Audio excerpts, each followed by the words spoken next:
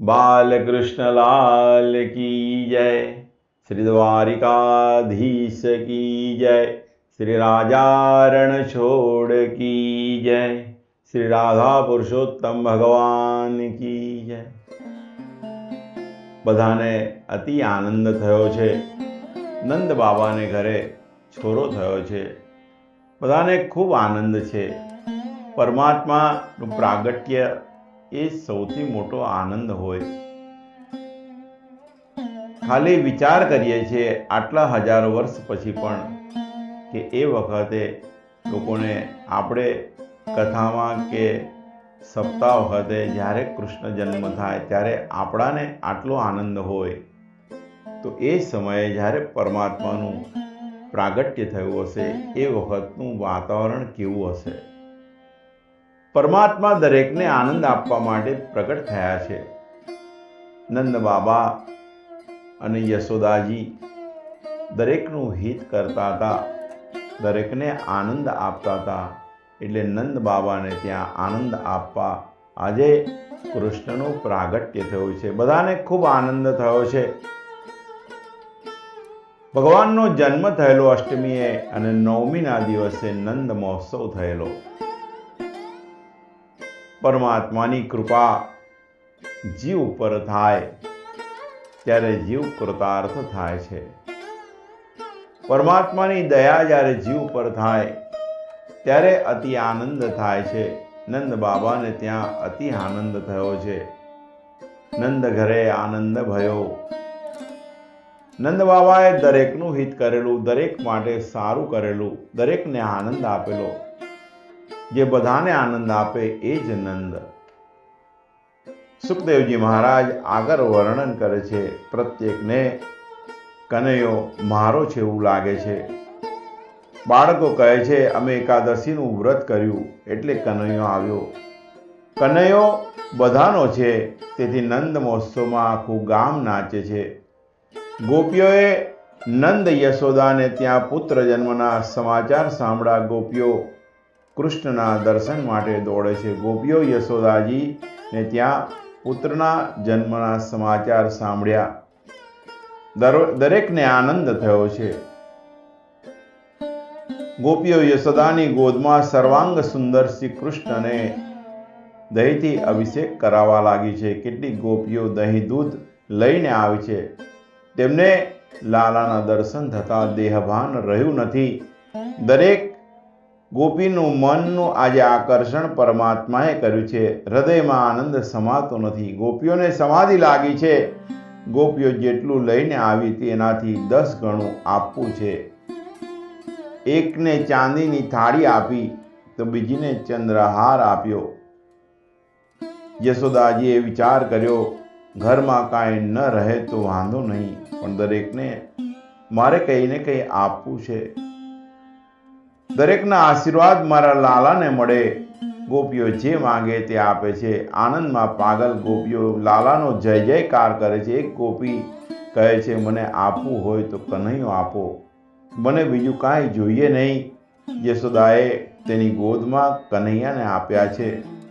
લાલાને ગોપીની ગોદમાં આપ્યો। સર્વને આનંદ આપનાર નંદના ઘરે આજે પરમાનંદનું પ્રાગટ્ય થયું છે। આનંદ મહોત્સવની કથા સંક્ષિપ્તમાં કરી।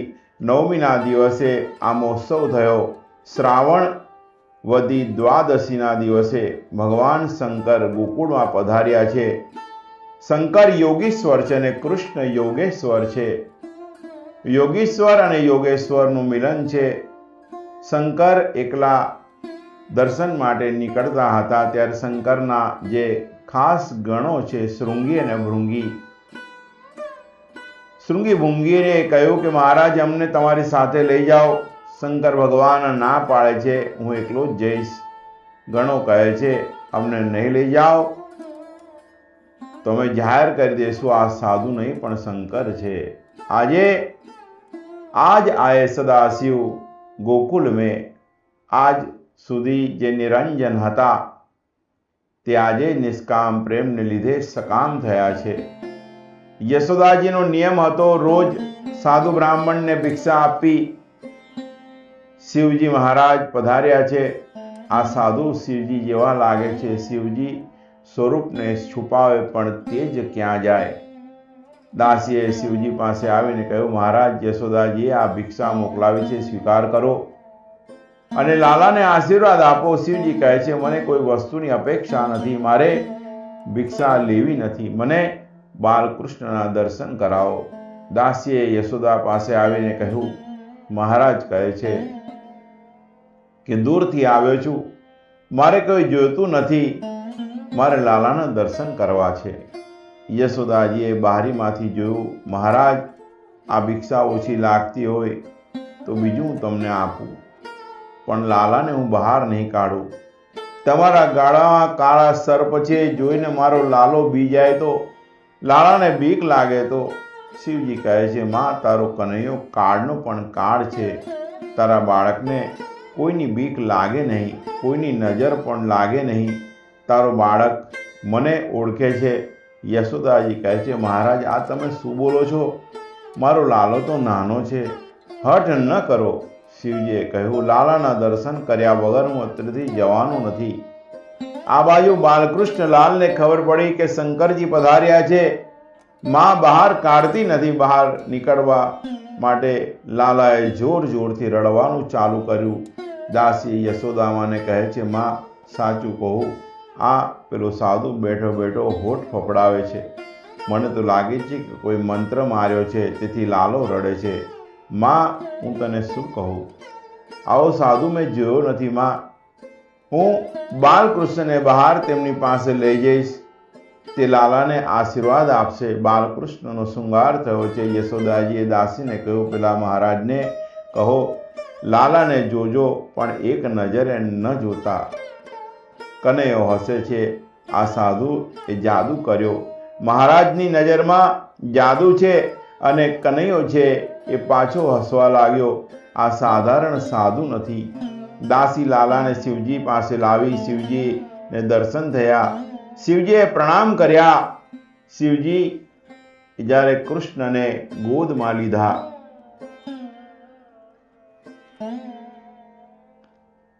અતિ આનંદ થયો છે.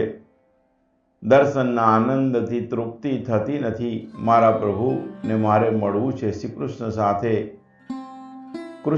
સાથે શિવને એક થવું છે. શિવજીએ વિચાર કર્યો, બાલકૃષ્ણ મારી ગોદમાં આવે તો સારું. શિવજીએ કહ્યું, તમે બાળકનું ભવિષ્ય પૂછો, પણ તે મારી ગોદમાં આપો તો એનું ભવિષ્ય કહું. તેથી બાલકૃષ્ણલાલને ભગવાનની ગોદમાં આપવામાં આવે છે. શિવજીએ ભવિષ્ય કહી સંભળાવ્યું, માં, તમારો જે દીકરો છે મોટો થઈને રાજા થવાનો છે. શિવજી નૃત્ય કરે છે. અતિ આનંદમાં શિવજી નાચે છે. નંદ બાબા ત્યાં આવ્યા. ભગવાન શંકરનો જય જયકાર કરે છે. બાલકૃષ્ણના સ્વરૂપને હૃદયમાં ધારણ કરી શિવજી કૈલાસ ગયા છે. ત્રયોદશીના દિવસે નંદ બાબા મથુરા ગયા છે. ચતુર્દશીના દિવસે પૂતના આવી છે. દર વર્ષે નંદ બાબા કંસને વાર્ષિક કર આપતા હતા. આ વર્ષે કર આપવાનો સમય થયો.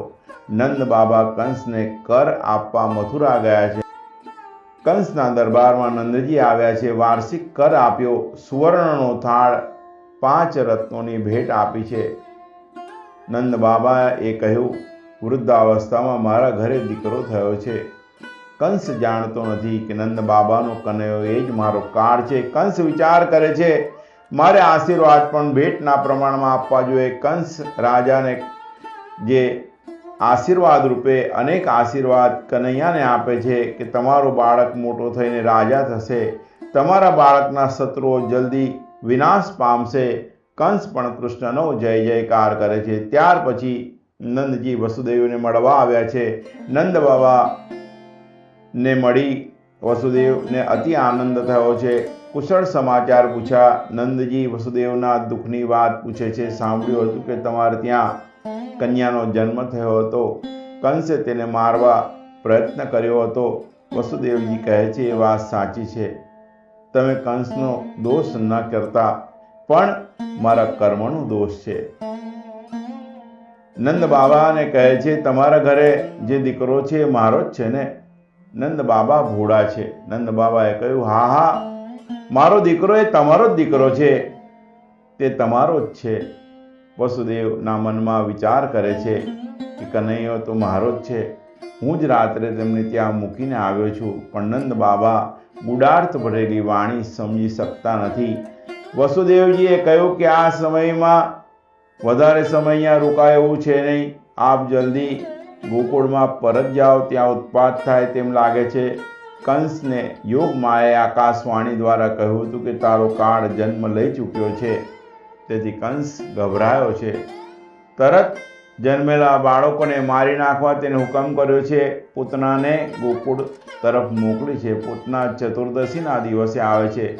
પૂતનાએ સુંદર શૃંગાર ધારણ કર્યો છે. એનું રૂપ એટલું સુંદર હતું કે ગોકુળમાં જ્યારે આવી ત્યાંની જે ગોપીઓ હતી, જે ગ્વાલણો હતી, એના રૂપમાં મોહિત થઈ છે. 3 વર્ષથી ઉપર સુધીના બાળકો એ શિશુ કહેવાય. 3 વર્ષની ઉંમરના બાળકો એ શિશુ કહેવાય. તેને પૂતના મારવા આવે છે. પૂતના આવી ત્યારે ગોકુળમાં ગાયો વનમાં ચરવા ગઈ હતી. નંદજી મથુરા ગયા હતા.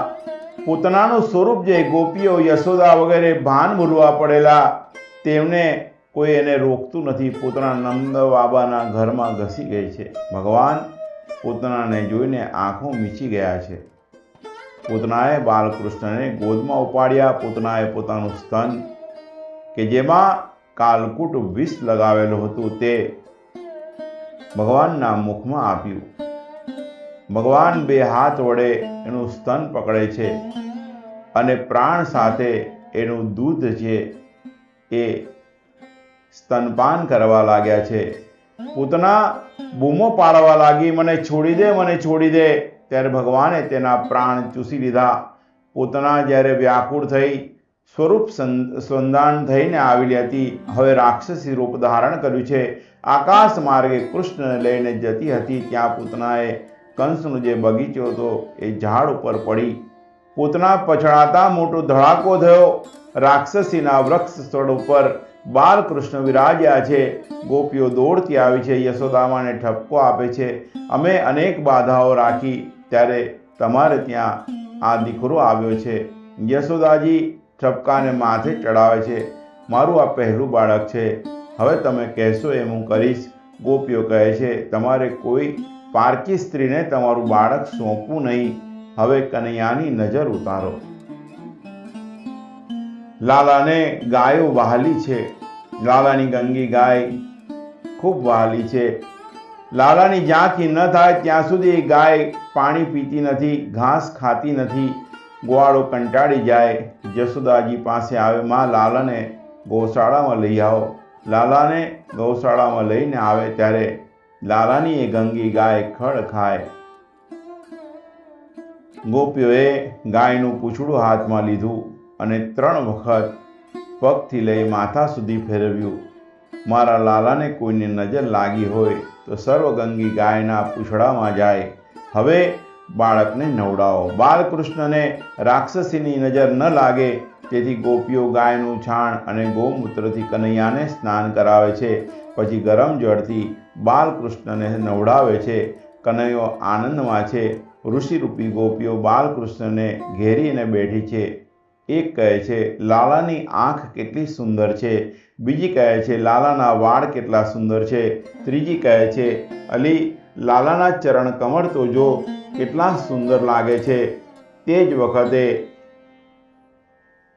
ગોપીઓ કૃષ્ણના એક એક અંગને જોઈ એમની આંખો સ્થિર કરે છે. ગોપીઓ વેદ શાસ્ત્ર સંપન્ન છે તેઓ સ્તુતિ કરવા લાગી કે અજ ભગવાન તમારા મંગળમય ચરણનું રક્ષણ કરે. યજ્ઞ પુરુષ ભગવાન તમારી સાથળોનું રક્ષણ કરે. અચ્યુત ભગવાન તમારી કેળની રક્ષા કરે. હરિગ્રીવ ભગવાન તમારા પેટની રક્ષા કરે. કેશવ ભગવાન તમારા હૃદયની રક્ષા કરે. ઈશ ભગવાન તમારા વક્ષસ્થળની રક્ષા કરે. સૂર્ય કંઠની રક્ષા કરે. વિષ્ણુ ભગવાન ભુજાઓની રક્ષણ કરે. વામન ભગવાન મુખારબિંદની અને ઈશ્વર તમારા મસ્તકની રક્ષા કરો. મારો કનૈયો રમવા જાય ત્યારે ગોવિંદ ભગવાન તેનું રક્ષણ કરે, મારો કનૈયો સૂતો હોય ત્યારે માધવ ભગવાન તેમનું રક્ષણ કરે, મારો કનૈયો ચાલતો હોય ત્યારે વૈકુંઠના ભગવાન તેનું રક્ષણ કરે, તે બેઠો હોય ત્યારે લક્ષ્મીપતિ તેનું રક્ષણ કરે. આ બાલ રક્ષા સ્તોત્ર છે.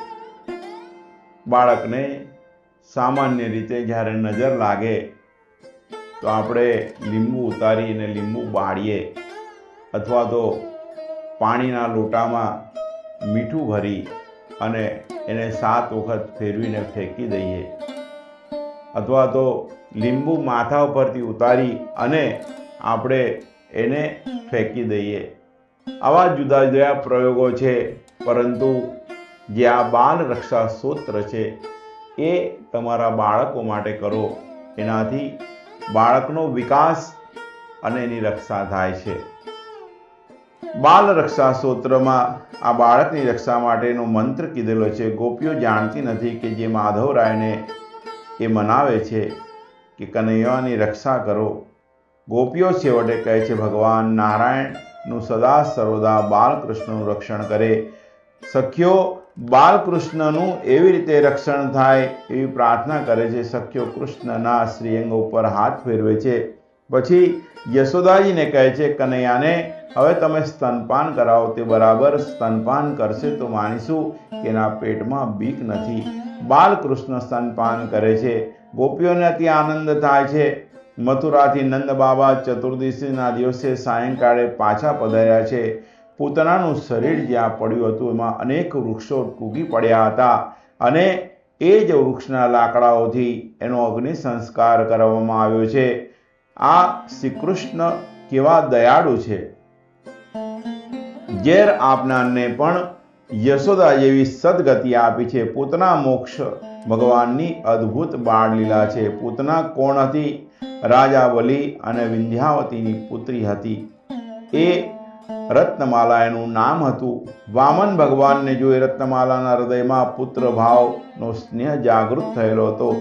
તેના મનમાં થયું હતું, અભિલાષા કરવા લાગી હતી કે જો મારું બાળક આવો હોય તો એને કેવી સારી રીતે સ્તનપાન કરાવું, તેને ખૂબ પ્રેમ આપું, તેને પ્રસન્ન કરું. પાછળથી જ્યારે વામન ભગવાનની લીલા જોઈ મનમાં દ્વેષ ભાવ ઉત્પન્ન થયો. એને મારી નાખવાની ઈચ્છા થઈ. વાત્સલ્ય ભાવને લઈને પહેલાં દૂધ પીવડાવવાની ઈચ્છા થઈ, અને પાછળથી શત્રુભાવ થતાં વામનજીને મારવાની ઈચ્છા થઈ. આ બંને ભાવોવાળી રત્નમાલા આગલા જન્મમાં પૂતના થઈ. શ્રી કૃષ્ણ એ નિરોધ લીલા છે. જેના મનમાં નિરોધ થાય તેને મુક્તિ મળે છે. સુખદેવજી મહારાજ વર્ણન કરે છે કે કૃષ્ણ જે છે એમને જીવ માત્રના કલ્યાણ હેતુ જેને મોક્ષ આપવાનો છે એને જે એમને વિષ આપવા આવેલી એને પણ એમને મોક્ષ આપ્યો. ત્યાર પછી ષટકારસુરનો ઉદ્ધાર ભગવાન કરે છે. એક દિવસ યશોદાજી બાલકૃષ્ણને ખોળામાં બેસાડી રમાડતા હતા. એ વખતે તૃણાવટ દૈત્ય એમને મારવા આવ્યો છે. યશોદાજીને વજન લાગવા લાગ્યું. કૃષ્ણએ પોતાનું વજન વધાર્યું. યશોદાજીએ કૃષ્ણને ત્યાં મૂકી ઘરકામમાં લાગ્યા. તે વખતે તૃણાવટ વંટોળિયાનું રૂપ લઈને આવ્યો હતો. શ્રી કૃષ્ણનું હરણ કરી આકાશમાં ગયો. ભગવાન ભારે બન્યા. તેને પકડાયો નહીં. તે તૃણાવટના પ્રાણ ઉડી ગયા. કૃષ્ણ ધીરે ધીરે હવે મોટા થઈ રહ્યા છે. ઘૂંટણે ચાલતા ગોશાળામાં કૃષ્ણ જાય છે. ગાયોને ઓળખીતા થયા છે. મોટા મોટા ઋષિઓ ગોકુળમાં ગાયો થઈને આવેલા. એક ગાયને 2 દિવસનું વાછરડું હતું. એ નાનકડો વાછરડું કૃષ્ણ સમજે કે આ અમારો ભાઈબંધ છે. કૃષ્ણ વાછરડાને છોડતો નથી. ગાયોને અતિ આનંદમાં વાછરડાને ભૂલી અને વાલથી કનૈયાને ચાટે છે. કનૈયો ગાયો સાથે રમે છે. ગાયનું પૂંછડું પકડી અને કનૈયો ઊભો થવા જાય છે. એક વખત યશોદાજી લાલાને સ્તનપાન કરાવતા હતા. તે વખતે તેનું સુંદર મુખ નિહાળે છે. માનો પ્રેમ હોય ત્યારે કૃષ્ણ ખૂબ સ્તનપાન કરે છે.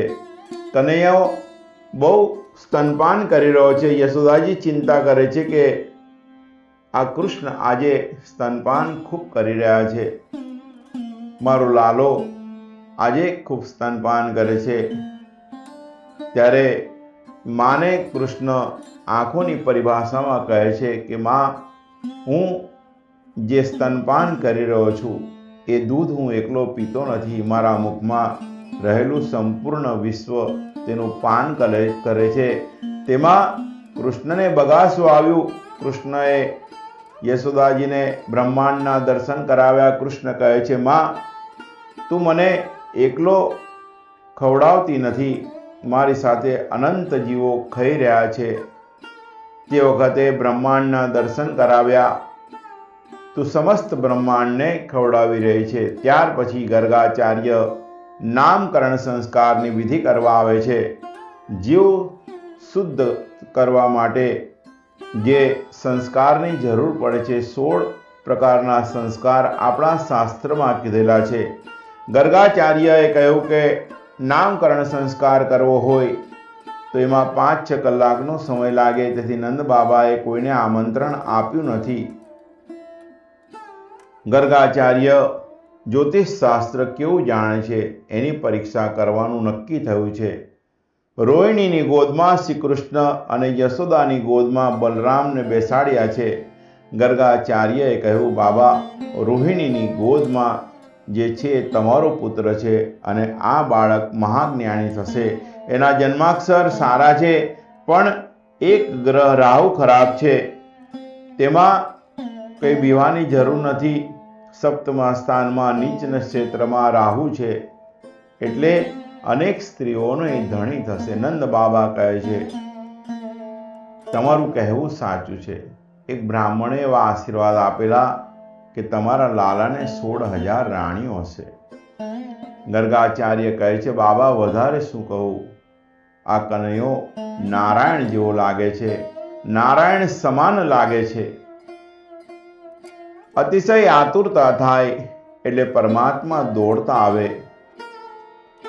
ગર્ગાચાર્ય નંદ બાબાને કહે છે કે મારી રસોઈ હું મારી જાતે બનાવીશ. નંદ બાબા જે છે એ કહે છે, હા મહારાજ, જેવી આપની ઈચ્છા હોય. કનૈયો જે છે એ ગર્ગાચાર્ય જ્યારે એમનું નામકરણ સંસ્કાર કરવા આવ્યા, ગર્ગાચાર્યએ ખીર બનાવી અને ભગવાનને જમવા માટે બોલાવે છે. આંખો બંધ કરે છે. પ્રાણાય સ્વાહા, અપાનાય સ્વાહા, વ્યાનાય સ્વાહા જ્યારે કરે છે ત્યારે કૃષ્ણ ત્યાં આવી અને ખીર આરોગવા લાગે છે. ગર્ગાચાર્ય એ આંખ ખોલી તો કૃષ્ણ એ ખીર ખાતા હતા. ગર્ગાચાર્ય બોલે છે કે આ વૈશ્યનો છોકરો મારી ખીર ખાઈ ગયો. ફરી ખીર બનાવી, ફરી ભગવાનનું ધ્યાન કર્યું, આંખો બંધ કરી ભગવાનને યાદ કરે છે કે પ્રાણાય સ્વાહા, પાનાય સ્વાહા, વ્યાનાય સ્વાહા, સમાનાય સ્વાહા, દાનાય સ્વાહા. ભગવાનને યાદ કરે છે. ફરી પાછો કૃષ્ણ ત્યાં આવી અને પાછી ખીર ખાવા લાગે છે. ભગવાનને જોઈ ફરી પાછા ગર્ગાચાર્ય કહે છે કે આ ફરી આવી ગયો. માતા યશોદા આવ્યા છે. યશોદાજી કહે છે કે કૃષ્ણ, તું બાબાની ખીર કેમ ખાઈ જાય છે? કૃષ્ણ કહે છે, બાબા મને યાદ કરે છે, મને બોલાવે છે એટલે હું આવું છું. ગર્ગાચાર્ય કહે છે, હું વૈકુંઠના નારાયણને બોલાવું છું. કૃષ્ણ કહે છે, હું નારાયણ છું. યશોદામાં કહે છે કે બેટા, તું નારાયણ શેનો? કૃષ્ણ કહે છે, માં, નારાયણમાં અને મારામાં તફાવત શું છે? માતાજી કહે છે કે એમને 4 હાથ છે. કૃષ્ણ કહે છે, તો હું 4 હાથવાળો બની જાઉં? માતાજીને ખબર છે કૃષ્ણ કહે એ કરે છે. ત્યારે માતાજી પ્રેમથી માથે હાથ ફેરવીને કહે છે, બેટા, તું 2 હાથવાળો સારો લાગે છે. વળી પાછી ખીર બનાવી. ગર્ગાચાર્યએ ફરી ધ્યાન ધર્યું. ખીર બનાવી. એ વખતે ભગવાને પોતાનું સ્વરૂપના દર્શન ગર્ગાચાર્યને કરાવ્યા. ગર્ગાચાર્યને દર્શન કરાવ્યા. ગર્ગાચાર્યને અતિ આનંદ થયો. પરમાત્માના દર્શન થયા. ભગવાનને ગોદમાં બેસાડી અને એમને ખીર ખવડાવી અને એ પ્રસાદી પોતે પણ લીધી.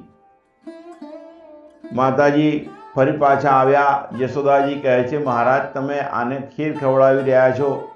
મહારાજ કહે છે, માં આ તારા જે કૃષ્ણ છે એ મારા નારાયણ રૂપ જ છે. આ ભાષા માતાજી સમજી શકતા નથી. જ્યારે કનૈયાને અતિ આનંદ થયો અને દર્શન આપ્યા ત્યારે ગર્ગાચાર્યને અતિ આનંદ થયો. ત્યાર પછી કનૈયો જે લીલા કરે છે એનું વર્ણન કર્યું છે. સુખદેવજી મહારાજ વર્ણન કરે છે કે ગોપીઓના હૃદયમાં પ્રેમ છે. તે કનૈયાને હૃદયથી, પોતાના ભાવથી અને પોતાના અંતકરણથી કનૈયાને ખૂબ યાદ કરે છે. અતિશય આતુરતા થાય એટલે પરમાત્મા દોડતા આવે છે. ગર્ગાચાર્યને દર્શન આપ્યા. કનૈયાઓ 3 વર્ષનો થયો છે. કનૈયાને ઉઠાવી અને પોતાના હૃદય સરસી ચા આપ્યો છે. કનૈયો કરે તેવી લીલા કોઈ કરી શકે નહીં. શ્રી કૃષ્ણ દેવોના પણ દેવ છે, વૈકુંઠના નારાયણ મર્યાદા પુરુષોત્તમ છે. ત્યારે કૃષ્ણ કનૈયો જે છે એ પુષ્ટિ પુરુષોત્તમ છે. કનૈયો સર્વનો પિતા છે, પતિ છે અને બાળક છે. એક સખી દહીં, દૂધ, માખણ વેચવા નીકળેલી. એ કૃષ્ણ પ્રેમમાં દેહભાન ભૂલી બોલવાનું હતું કે દહીં લો, માખણ લો, પણ માખણ શબ્દ યાદ આવે નહીં. તેની બુદ્ધિમાં માધવ હતા એટલે બોલવા લાગી કે માધવ લો, ગોવિંદ લો. કૃષ્ણ પ્રેમમાં તન્મયતા થઈ હતી. એ જે બોલે છે એ પરમાત્માનું નામ બોલે છે. લાલાના કાને આ શબ્દો પડ્યા. આ તો જબરી છે, મને વેચવા નીકળી છે. તે વખતે રસ્તામાં કૃષ્ણ પ્રગટ થયા. કહે છે કે સખી અલી ગોપી, હું ગોકુળનો રાજા છું, તું મને માખણ આપ. ગોપીઓના હૃદયમાં પ્રેમ છે. તે કનૈયાને ચીડવે છે, તું સાનો ગોકુળનો રાજા? ગોકુળના રાજા તો દાઉ ભૈયા છે. ખબર પડતી નથી નંદ બાબા કાળા કનૈયાને ક્યાંથી લાવ્યા. નંદ બાબા ગોરા છે, માતા યશોદા ગોરી છે, ને આ કૃષ્ણ કાળો છે. આવા કાળાને ક્યાંથી લઈ આવ્યા? કનૈયો ગોપીઓની સાડી પકડે છે. ગોપી કહેવા લાગી કે લાલા મને છોડ, મારા દહીં દૂધ ઢોળાઈ જશે, મારા સાસુ મને વળશે. ગોપીઓએ ધક્કો મારી અને કૃષ્ણ પડી ગયા અને પોતાની સાડી છોડાવી ચાલવા લાગી. પાછળથી જુએ તો કનૈયો રીસાયેલો છે. ગોપી કહેવા લાગી, કનૈયા તને માખણ આપું, મિશ્રી આપું, મારી ભૂલ થઈ. કનૈયો કહે છે, મારે હવે કાંઈ જોઈતું નથી. ગોપીઓ ચાલવા લાગી. ત્યાં કનૈયો એક પથ્થર લે છે, એની ગોળી ફોડી નાખે છે. કનૈયો ત્યાંથી ઘરે આવી યશોદાજીની ગોદમાં છુપાઈ ગયો. ગોપી ઘરે આવી યશોદા માને ફરિયાદ કરે છે, માં તમે લાલાને ખૂબ લાડ લડાવો છો. માં કનૈયા મારી ગોળી ફોડી નાખી, મારા કપડાં બગડ્યા, મારા દહીં દૂધ ઢોળાઈ ગયા. લાલો કહે છે, માં આને જવા દે, મને બીક લાગે છે. તે જશે પછી તને સાચી વાત કરીશ. કૃષ્ણ કહે છે, માં ગોપી કંજૂસ છે. 2-3 દિવસ જૂનું વાસી દહીં લોકોને વેચવા જતી હતી. કોઈ ગરીબ તે વાસી દહીં ખાય અને માંદો પડે તો, એટલે મેં એની ગોળી ફોડી નાખી. કૃષ્ણએ જે આનંદ આપ્યો છે એ અવર્ણનીય છે. યશોદાજી ગોપીને બોલાવી ઠપકો આપે છે, અલી ગોપી તું આવું દહીં વેચવા લઈ જાય છે. ત્યારે ગોપી હસવા લાગી અને કહે છે, તમારો કનૈયો બોલવામાં ખૂબ ચતુર છે. ગોપીની ગોળીઓ ફોડે તો પણ કનૈયો વાલો લાગે. આવી લીલા બીજા કોઈ દેવ કરી શકે નહીં. શ્રી કૃષ્ણ કહે છે, હું સર્વનો પતિ છું. શ્રી કૃષ્ણની લીલા માધુરી દિવ્ય છે, એ કોઈ દેવ કરી શકે નહીં.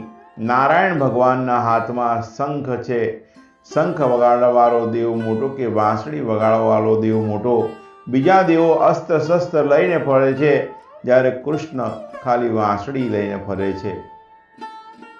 જ્યારે રોજ વાંસળી વગાડે, લાલાની વાંસળીનો શબ્દ જેના કાનમાં ગયો તેને સંસાર ઉપરનો વૈરાગ્ય આવે છે. જો વાંસળીનો શબ્દ કાને સંભળાય તો રાધે કૃષ્ણ બોલતા પાગલ બને છે.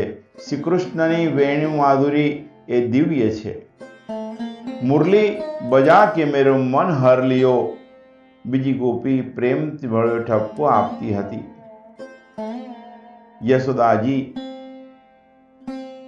વારંવાર ગોપીઓ યશોદાજી પાસે આવે અને કાનાના જે સમાચાર, કાનાએ જે પ્રકારનું એમનું નુકસાન કર્યું હોય ખાલી એ સમજાવવા માટે આવે.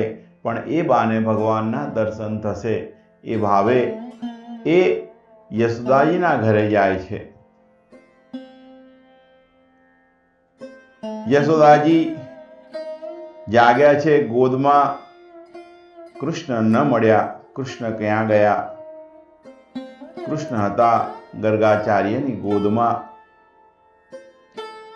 કનૈયો વિચાર કરે છે, યશોદાજીના મનમાં વાત ઠસી જશે તો મને લાડ લડાવશે નહીં. મને પ્રેમરસનું દાન કરાવવા માટે અને પ્રેમરસનું દાન કરાવવા અને કરવા હું ગોકુળમાં આવ્યો છું. કનૈયા વૈષ્ણવી માને આજ્ઞા આપી કે મારા સ્વરૂપનું જ્ઞાન ન થાય, યશોદાજીએ ખરા સ્વરૂપનું જ્ઞાન ન થાય તે માટે માયાનું આવરણ કર્યું. આદિ માએ તે રાધિકાજીનું સ્વરૂપ છે, તે કૃષ્ણનો મોહ ઉત્પન્ન કરે છે. બાલકૃષ્ણ મોટા થયા છે, બાળકો સાથે રમવા જાય છે. કેટલાક ગોપ બાળકો હતા એ દુર્બળ હતા. કનૈયો કહે છે, મધુમંગલ તું ખૂબ દુબળો છું, તું મારા જેવો તગડો થા. મધુમંગલ કહે છે, કનૈયા અમે ગરીબ છીએ, અમે માખણ ક્યાંથી લાવીએ? કંસનો હુકમ હતો કે બધું માખણ કર રૂપે આપવું. વ્રજવાસીઓ ભોળા હતા, બાળકોને માખણ ખવડાવે નહીં અને કંસને આપે. કંસ આ માખણ પોતાના પહેલવાનોને ખવડાવે. કનૈયો બાળ મિત્રોને કહે છે, વ્રજવાસીઓ કર રૂપે માખણ કંસને આપે છે, તે માખણ હું મથુરાની બહાર નહીં જવા દઉં. ગામનું માખણ ગામમાં જ રહેવું જોઈએ. મધુમંગલ તું રડ નહીં, તને હું માખણ ખવડાવીશ. મિત્રો કહે છે, રોજ માખણ આપશે કોણ? તારી માં તને મારશે. કનૈયો કહે છે, નાના, હું મારા ઘરનું નહીં પણ બહારનું કમાઈ અને તમને ખવડાવીશ. મિત્રો કહે છે, એટલે શું ચોરી કરવાની? કનૈયો કહે છે, હા, ચોરી કરવાની. તાત્વિક દ્રષ્ટિએ જુઓ તો ઈશ્વર સર્વના માલિક છે, એટલે કૃષ્ણ ચોરી કરી શકે નહીં. આ દિવ્ય લીલા છે. ગોપીઓને પરમાનંદનું દાન કરવા માટે આ લીલા ભગવાને કરેલી છે. તાત્વિક દ્રષ્ટિએ જોઈએ તો ભગવાન ચોરી કરે જ નહીં. જે વિશ્વના માલિક હોય, આખું વિશ્વ જેનું છે. સામાન્ય ભાષામાં સમજાવું તો જે ઘરમાં પુરુષ કમાતો હોય એ પુરુષ પોતાની આવક ઘરમાં આપતો હોય અને ક્યાંક એને જરૂર પડી, એમાંથી એને થોડા પૈસા લીધા તો એ ચોરી ના કહેવાય. બીજી દ્રષ્ટિએ સમજાવું તો કોઈ બહુ મોટી કંપનીમાં જે એકાઉન્ટન્ટ હોય એને કંપનીના માલિક દર મહિને 20 લાખ રૂપિયા આપતા હોય કે આ જે પગાર છે એ તમારે વર્કરોને ને સ્ટાફને આપવાનો છે. 20 લાખ રૂપિયા ખજાનચી પાસે આવ્યા એટલે ખજાનચી એના માલિક નથી, પણ એ 20 લાખમાંથી કદાચ માલિકને કોઈ ઇમરજન્સી થઈ, એમને કીધું કે એમાંથી 2 લાખ મને મોકલાવો, હું થોડી વારમાં પાછા મોકલાવું છું, તો એ ચોરી નથી. તાત્વિક દ્રષ્ટિએ જોઈએ તો પરમાત્મા એ આપણા બધાના માલિક છે. આપણા ઘરમાંથી કદાચ પરમાત્માએ ક્યાંક કંઈક લીધું તો એ ચોરી ના કહેવાય. પરમાત્માએ આ દિવ્ય લીલા કરેલી છે સર્વને આનંદ આપવા માટે, ગોપીઓને આનંદ આપવા માટે. આ બાને ભગવાન એમના ઘરે જાય, માખણની ચોરી કરે અને મિત્રોને ખવડાવે, વાનરોને ખવડાવે, ગોપીઓને અતિ આનંદ કરાવો, એ આ લીલાનો મુખ્ય ઉદ્દેશ કીધેલો છે. મુખ્ય આશય પણ આ જ છે. આગળની કથા આપણે આવતીકાલે કરીશું. બોલીએ શ્રી બાલકૃષ્ણલાલ કી જય, શ્રીમદ દ્વારિકાધીશ કી જય, શ્રી રાધા પુરુષોત્તમ ભગવાન કી જય.